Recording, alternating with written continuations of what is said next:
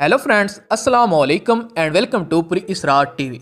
नाजरीन ग्रामी, कुत्ते को कब और क्यों पैदा किया गया? नाजरीन ग्रामी दोस्तों, अल्लाह ताला ने इस दुनिया में जितने भी जानदार पैदा की हैं, इनके पैदा करने में अल्लाह ताला की कोई ना कोई हिकमत लाजमी है। कोई भी चीज़ अल्लाह ताला ने बेकार पैदा नहीं की है, जिनके बारे में इंसान ने आज तक नहीं सोचा है।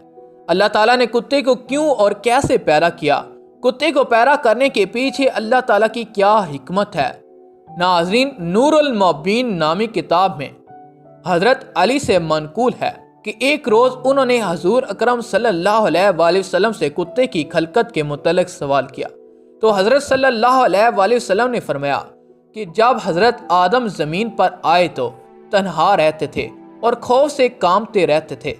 शैतान रूए ज़मीन के दरिंदों के पास आया और कहा कि ज़मीन के फलां मकाम पर तुम्हारे लिए आसमान से एक शिकार गिरा है, तुमने आज तक ऐसा बड़ा और मज़ेदार शिकार नहीं खाया होगा, आओ मैं तुम्हें इस शिकार के पास ले जाता हूँ।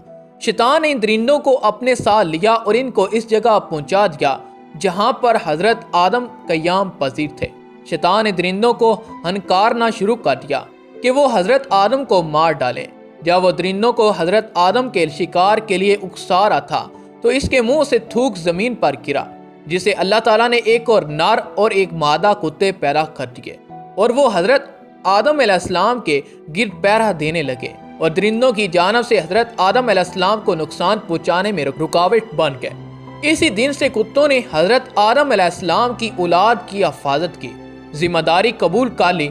यही वो हकीकत है जिसकी रूह से कुत्तों की पैदाइश वाक़ई हुई थी। नाज़रीन, उम्मीद करते हैं आपको हमारी वीडियो पसंद आई होगी।